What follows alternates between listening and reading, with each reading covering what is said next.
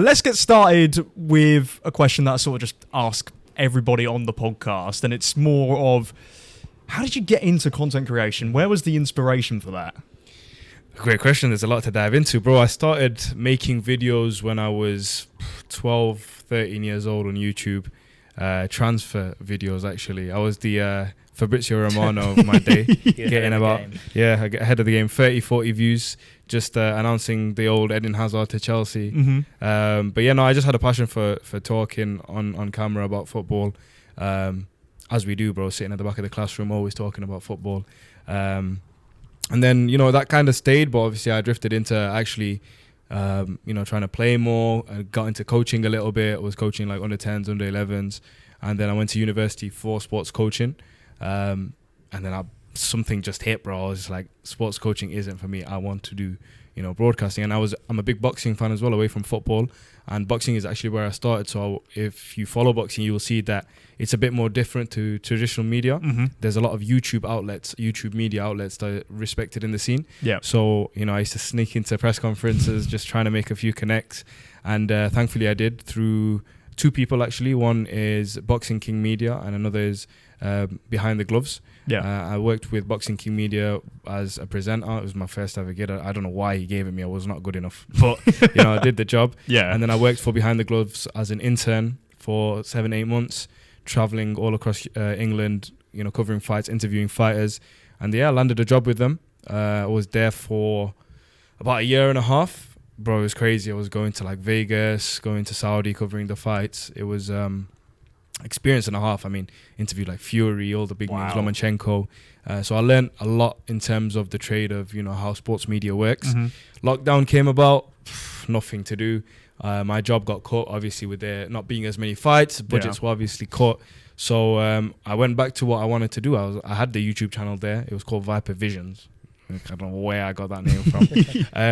And I thought, you know what TikTok's about? Yeah. There was a podcast on TikTok from America called, I can't remember the name. There was 3 guys and they used to do like pop culture type of thing. Right. So I started a very like small podcast with like 30 subs on my channel. I got one of the presenters of that show onto my thing. Yeah. And then after, it was obviously over Zoom. After, he was like, bro, you should do something about football on TikTok because no one's doing anything on football. Mm-hmm. So I was like, you know what, why not? Jumped on it, bro. We had so much time. So 7 videos a day, like grafting it out, talking about transfers, storylines, back in the day stuff, just all like talking to camera videos. Mm-hmm. And about a month grafting, bro, started, taking off, did quite well. And yeah, the rest is history, really. Yeah. What would you say, getting the experience through working in boxing, what would you say was the thing that you learned the most? It's a very unforgiving game in terms of, in every aspect. So in terms of reporting, being a reporter in boxing, for starters, you're mingling with the pros and the fighters. You have to be, what's the word? I can't find a word for it, but you have to be very like straightforward about how you go about your business. You need to get an interview. You will have to like put yourself forward. And in the mix of like media and scrums, it's very difficult. People fight for that one-liner, that 1 minute with Tyson Fury. You have to get there. That teaches you a lot of resilience in media, how to handle people in person, not even online, and then also how to speak to athletes, what questions to ask, what's gonna maybe fire an emotion respectfully to get a good answer, but also how to manage that content, editing it, getting it up. That's where I really learned how to be efficient with the way I film content and go about it. It taught me a lot, man. It taught me a lot. But obviously what I do now is a bit of a different game to trying to just chase that one-liner, that headline from a fighter. But yeah, it taught me a lot. Yeah, for sure. What would you say the biggest difference is between the two then, from doing your stuff with boxing and now doing the stuff that you've done? Because across your career, you have been to some incredible places, done some incredible things, and met some incredible people as well. I mean, the main difference is obviously reporting is, again, chasing the headline, right? Mm-hmm. Whereas now it's more creative storytelling. Even now, I mean, it's easy to fall into that, I guess, little area where you want to make a piece of content straight after games happen about that, right? But even from that, I'm trying to stir away a little bit. Obviously, I used to do a lot more sketches at one point, try to come off that a little bit and tell more stories, something more like entertaining. People can digest, whether it's today or in a month's time or in a year's time. So, I think that's the main difference. There's not really, I try not to have a time limit on the content that I put out. Yeah. Obviously, you've got like a massive following at the minute. It's around just over 900k. Is that? Yeah, just over 900k on TikTok. I think collectively we're on 1.4 million now. So good numbers, man. Yeah. So when did you like realize that you could make something from social media, like through the following? I think for me, the goal was always to make it into a career. There wasn't necessarily a point where I was like, okay, now I can make it full time, or like, oh yeah, this will be something I can do. But when I was 13 and I was doing these little YouTube videos, that the aim was to have a career in this. I didn't really know how to or where it would come from. But when I got into boxing media, that was it. That was like, okay, I need to be working in media. I need to be a presenter. I need to be a face of something. I need to do something that, I can express my sporting emotions or, have a say in certain things. So for me, it was always from the beginning, even if I was working a part-time job alongside it, the goal was always to solidify a career. And I think it's very mentally tasking. There was a lot of days even now where you sit down and think, what's the next step? What's the next project? How do I amplify my social media from now? What do I do that's different? It's a very competitive field now. There's a lot of people who are creating, anyone can really be a creator. You just pick up a phone and make a video, and it's more about what people like, right? The algorithms are very open to new creators. You don't need to have a following, so it doesn't matter if I have 1 million followers. The guy with 100 followers can get a video that's better than me and get more viewership. So it's always been the go-to goal and target, and it's just all about developing. Yeah. You go ahead and you mention like how someone with 100 followers can get a video that goes ahead and has more views, for example, than someone with you with such a, big platform that you've worked so hard to go ahead and gain. Like, I do find it interesting. Would you say that the most key thing is just to be consistent, to keep on going, keep on trying new things, keep on sort of, almost in a way, you're entertaining other people, but if you get bored, you've also got to entertain yourself, because if you're not making the content that you want to make, do you reckon that translates onto the camera? 100%, of course. You have to make something that it's creativity at the end of the day. You can't draw a piece of drawing or art that you don't even like, because you're just going to get, forget this and get a bit boring with it. I think social media is a complex game, but it's also a simple game. I know that doesn't go hand in hand, but realistically, yes, you can pick up a camera and do whatever, but again, like I've just said, there's days where you have to figure things out. You have to figure out what's working, what's not. It's all a process. Sound like an Arsenal manager here. But, it is all a process. Someone at the back just not quite happy with that. Yeah, Cal's behind the camera. It is, but if for anyone who wants to get into the industry, the doors have never been more open. But when you're in there, you have to give it a real go. Yeah, no, most certainly. I do want to talk about some of the places you've been and some of the stuff that you've gone ahead and achieved, because I have a list here that Kian went ahead and got for us. I mean, it is ridiculous. Like, one of them here attended the Ballon d'Or in 2025. Yeah. What a mental experience that must have been.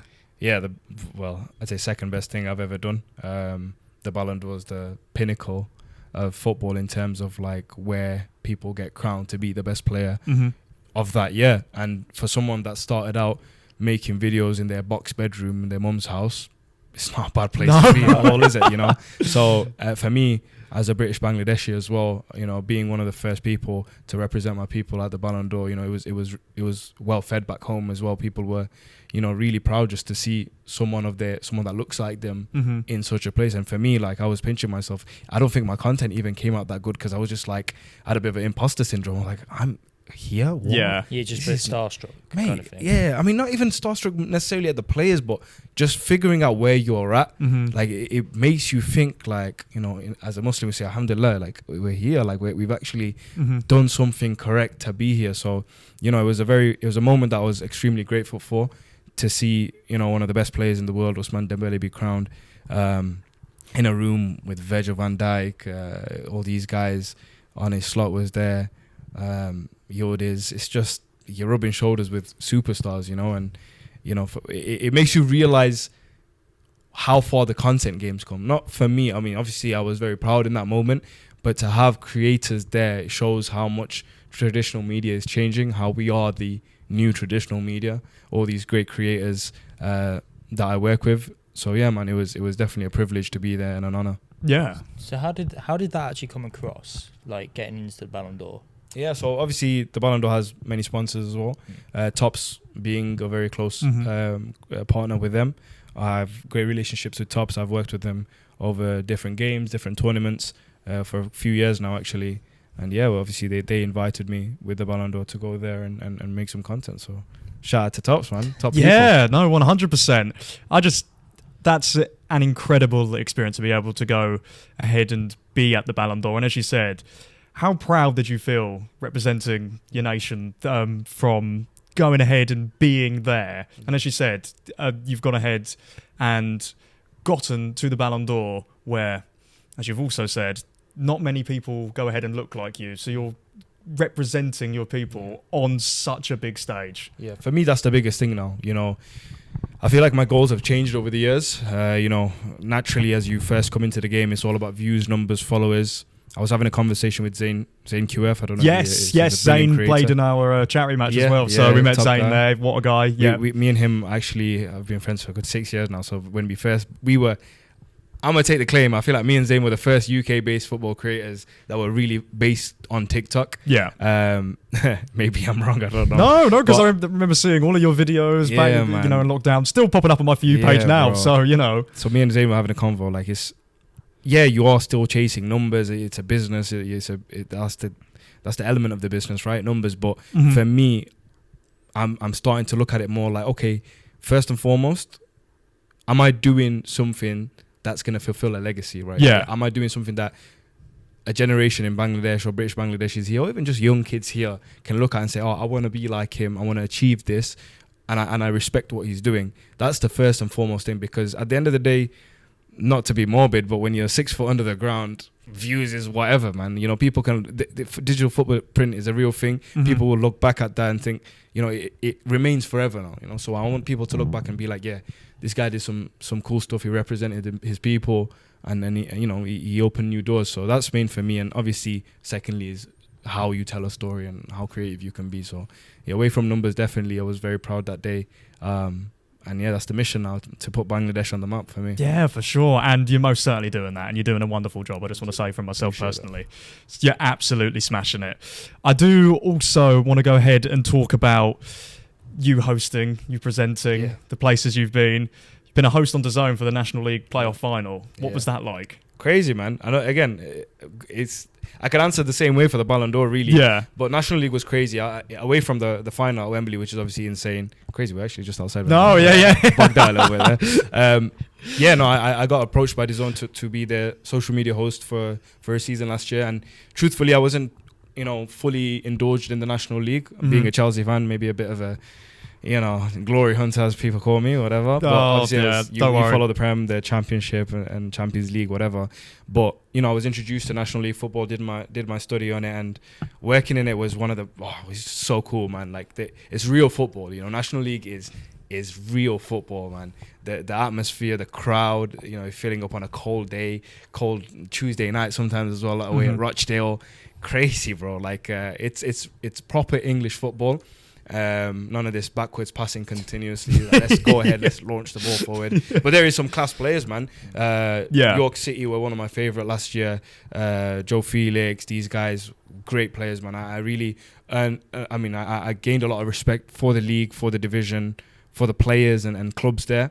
And still following. Obviously, I'm not working with them this season. Things have changed. There's no love lost, and I have a lot of friends at DAZN. Yeah, but it was a wonderful experience, and just great to be part of professional football in a hosting sense, man. That was always the dream as well, to be in front of camera. So yeah, Wembley was the pinnacle of that. I mean, being on the pitch at Wembley, interviewing the players after they've just had the greatest moment of their career. You can feel they've just achieved something. To share that moment with them is a privilege, man. It was sick. Yeah, I was going to say, like, hosting at Wembley must have been pretty incredible. Like, you're pretty much the face of what's behind the camera, really. And did you just feel like when you're obviously you were pitch side as well. Did that just feel different in itself? I can't lie, I was like watching the game and then turning my head and just looking at the crowd, because you're like, you don't get that point of view when you're in the stadium. You're obviously in the crowd. So I was just like, kind of probably just picturing myself as a player, bro. Just imagine how it would be just looking at the crowd.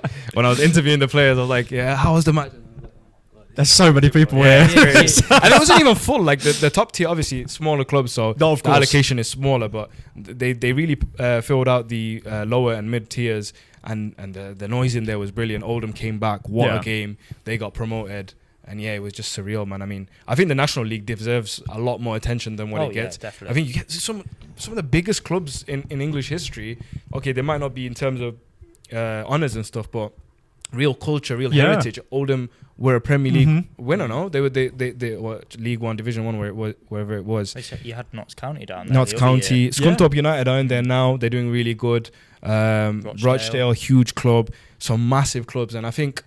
Yeah, shout out to DAZN, they're covering it now. I feel like if you haven't watched National League, tune in, because it's good stuff, man. It's good football. Most definitely, I totally agree. I do some commentary for a National League South team, so like I go to a lot of the games home and away, and yeah, it's just I think you almost get a little bit more of a connection in terms of the players, because the players might be in the bar after a game or something. You can just go up and have a chat to them. You don't get that at the Premier League level. Like, no, of course. There'd be very little opportunity to go ahead and do that. Go ahead and chat to them, like, just without thousands of people trying to also get to have a conversation with them too. So I think that's a really nice thing. I was at Scunthorpe United the other day. Their owner is actually Bangladeshi, so he was like one of the first Bangladeshi owners in English football. And I was with him for the whole match day, and I was just seeing sort of like, you have Premier League owners, obviously they sit in the box and they walk in with the security, whatever. But I was with this guy. He was in the ticket office because the ticket machine weren't working. Oh, okay. And then he was like, making sure that the pitch, because it's National League, so the pitch might not be on. All this, like, this is real football. Yeah, it's like that element of not a Sunday league, but that lower level hustle and bustle style of making sure the game's going ahead, X, Y, Z.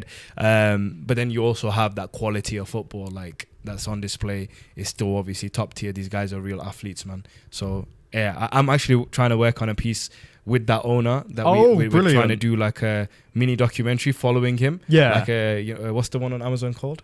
Where they All or Nothing. All or Nothing. But not obviously that to that level. Yeah. I've spoken to a few people about it. We're trying to get it together to maybe a long one episode or a couple of episodes, just to see what a National League owner goes through on a match day or building up to a match day, and they're doing brilliant. I think the last time I checked, they were third. It's a very, very tight chase for promotion. I think from second to seventh is a short couple of point gap. So yeah, hopefully we get that through so you can have a watch. No, most definitely. That sounds like such a exciting concept, because you would never think that the chairman or the owner of a football club would be down in the ticket office trying to get everything sorted, make sure that the pitch is all right. But as you said, that's National League. Like, it's a family element. Like, he was just everywhere he turned. Oh, hiya Sandra, hiya this. Yeah. Oh, how are you? How's the kids? Like, that is football, man. That's peak football. Off the pitch. That's what I like about lower league clubs. It is such a family and community feel.